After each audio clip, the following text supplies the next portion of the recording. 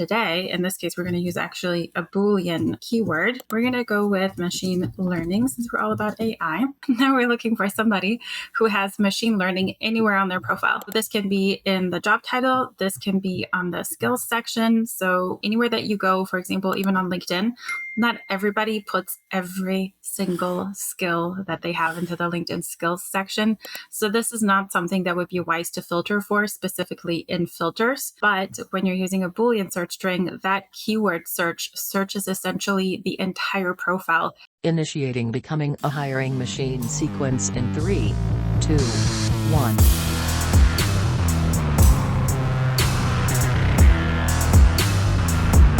Hey everyone, it's Sam Kuehnle, and welcome to Becoming a Hiring Machine. This is the show dedicated to fixing recruitment by going beyond saying what needs to change and instead teaches you how to make that change. Today, we've got a great Tactical Tuesday ahead of us, but before we get into that, I just want to tell you a little bit about the show. Essentially, we have shows within the show. Some days we have interviews with industry thought leaders and others who are shaking up the space, while other days we cover trending topics, items that recruiters are talking about or will be very soon and what those mean for them. Come by every Tuesday, like today, where we drop a Tactical Tuesday episode and go deep on how to do something that you're going to be able to start using to drive better results in your day-to-day as soon as you finish listening. Sometimes we open it up for Q&A. Listeners can drop in questions that they'd like to hear us take on, so send those to us at podcast@loxo.co. And occasionally you'll hear a mic drop episode from Matt where he stops by and shares something that he's been thinking about in the recruitment space and wants to share with you. All right, for today's Tactical Tuesday, we are going to ponder the timeless Shakespeare quote from Hamlet. To Boolean or not to Boolean? That is the question. All right, maybe that's not the quote. So what? But my dad jokes are clearly starting to pay off with the little one around. But I did grab you, Vivien, to discuss the pros and cons of using Boolean or filters when sourcing candidates. And spoiler alert, the answer might just be both. So Vivien, I know you always come prepared with some great learning. So let's jump into the episode. Sounds good. So first things first, Boolean, that is your general search that you just copy and paste into the search bar. You can use quotation marks to specify which terms you really want to specifically use. You can use terms like and to make, to tell the search engine that you want this and that. You can also use the operator not to exclude search results and a bunch of other different ones.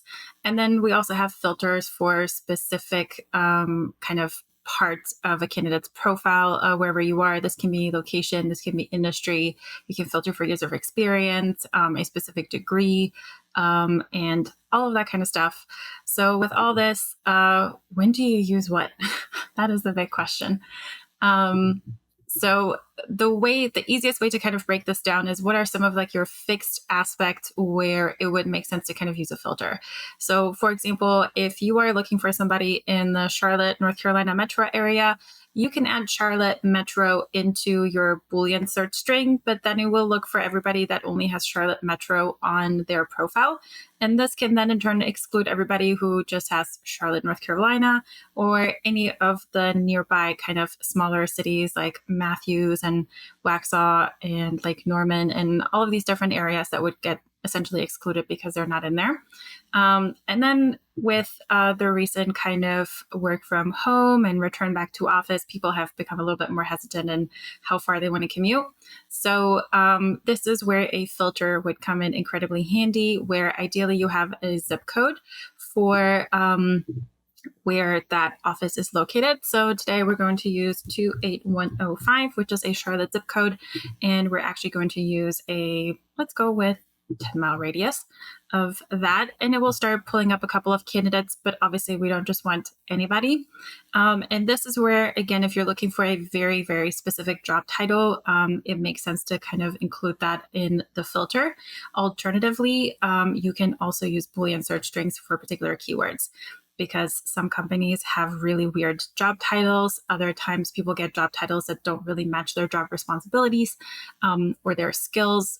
So for example, one time I was looking for a mechanical engineer who has a very solid skill set in designing and kind of maintaining hydraulic components. But obviously, mechanical engineer is a very broad term that can be in a manufacturing setting and that can be in an architectural design kind of setting. There's a million different ways to go about it. So that is a little bit too broad. So it did not make sense for me to include a hydraulic engineer or mechanical engineer as the title for the job. So instead, it would have made sense to kind of use a specific keyword that you're using to pop up anywhere on the profile. So today, in this case, we're going to use actually a Boolean keyword. We're going to go with machine learning since we're all about AI.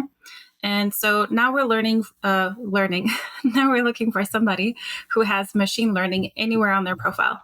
So this can be in the job title. This can be on the skills section. So anywhere that you go, for example, even on LinkedIn, not everybody puts every single skill that they have into the LinkedIn skills section. So this is not something that would be wise to filter for specifically in filters. But when you're using a Boolean search string, that keyword searches essentially the entire profile for that keyword that you're looking for anywhere, whether that is in the job title, whether that is in the job description of what they were doing and their responsibilities, whether that is in skills. So this is where essentially you want to utilize both so that you can best filter and optimize your search results. And that's essentially it in a nutshell. Oh, that's easy. Okay. So my mind immediately is going to like, let's do a real world example. And I'm going to be very biased and do this with the marketing one because I understand the marketing world. So I'm going to put you on the spot here. Let's do this.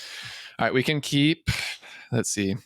Let's pretend that we're in Charlotte. So we can keep that zip code assumption. So within marketing, there's different facets of marketing. You could be a demand gen marketer, a content marketer, a product marketer. I mean, we make up names in marketing, so might be a new name in 5 years. But where I think it's interesting is it's like when I think about a role, let's say I was to hire a demand generation marketer. Most people probably put in like that specific job title, right? Like I'm looking for a demand gen marketer, but as the role evolves, or if there's certain parts of the job, you and I have talked about some previous episodes, sometimes there's people that are ready to grow into their next role that might not have that title yet, but they have the skills that they're looking for. So when I think about it, like I would be looking for someone who can do digital marketing, someone who can do email marketing, and then let's say that they have previous experience at a SaaS company. So I see you putting all of those into Boolean and not filters. So explain that one. I think I know the answer, but I just want to hear you verbalize it. All right, I'm surprised we have 67 candidates. All right. So the reason why I didn't put it into any of the filters is because, like you said, you actually are looking for a demand generation marketer.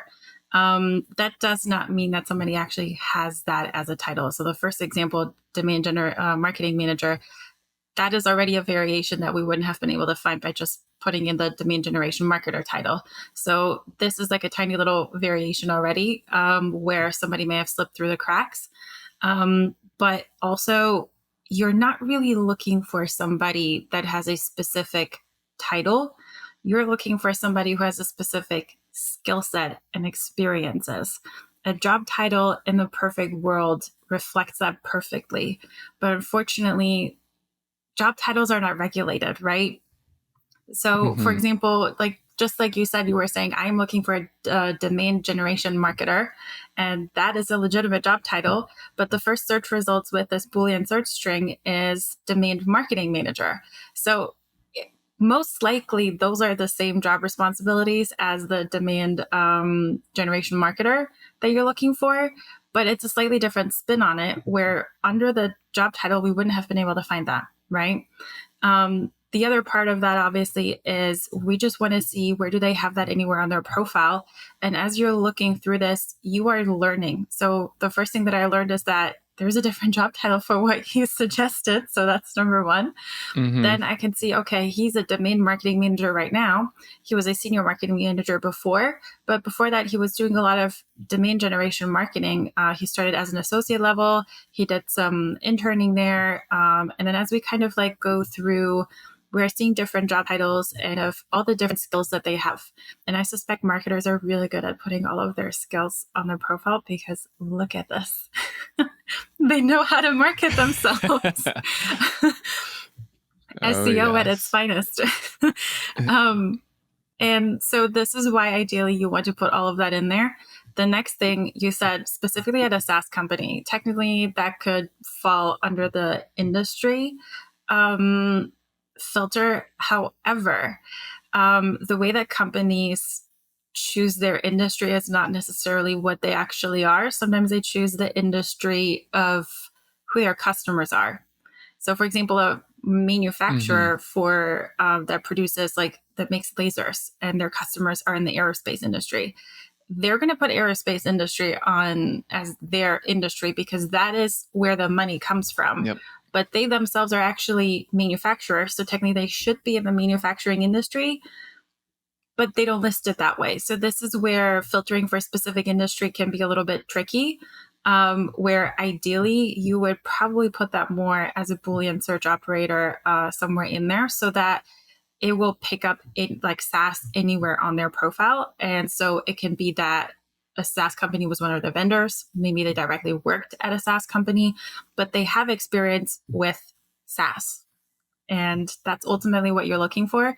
So it's kind of reframing of, we're not necessarily looking for with an individual with a specific job title. We're looking for anybody with any kind of title or experience, as long as they have these skill sets and have these particular experiences. Everything else really doesn't quite matter all that much. And this is where Boolean can be your best friend. Yeah. All right. Now I want to go down. We were just at the 101 level. Let's get to the 201 and 301. We've been using and statements within the Boolean. So let's now say these filters, but I do not want anyone who's director level or above. How would you incorporate that in? So in this case, I would probably put all of this in, I forget what they're called. They're not quotation marks. Parentheses. Yep. Parentheses. Not director. And let's see what comes up here. So this cleaned it up from 67 to 16. So we did get rid of a couple of directors. Again, here is where I would be a little bit careful, because director level at Bank of America is a different animal than CMO at Crash Plan. If you look into this, probably not to be mean, but Crash Plan, let's see, is this a big company? Do they have a lot of employees? Because if it's only like a team of 20, a CMO is not the same thing, So it's 1,000. This is also where the seniority gets a little bit tricky, because at a smaller company, it's fairly easy to become like a VP level, not to be mean, a VP level kind of person at a company of 20 people. It's a completely different animal when you're talking about 100 people, 200 people, thousands of people, if not 10,000s of people.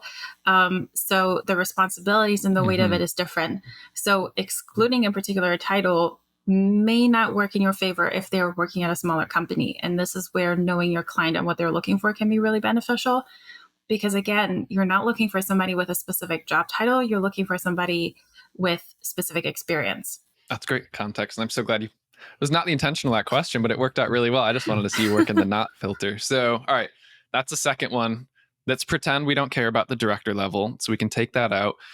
And let's say we wanted to get a little bit more specific on digital marketing, because that's a very broad term. So let's say we can I'd want to replace digital marketing and say I want someone who's, demand generation, and then within digital marketing, either paid search experience or SEO experience, and then still have SaaS experience. How would you write that? So you're definitely looking for demand generation and SaaS, but then you are saying, what was it? It was paid search. Paid search. Whoops, that was too soon. Come on. You just told me what I was going to do. Right there.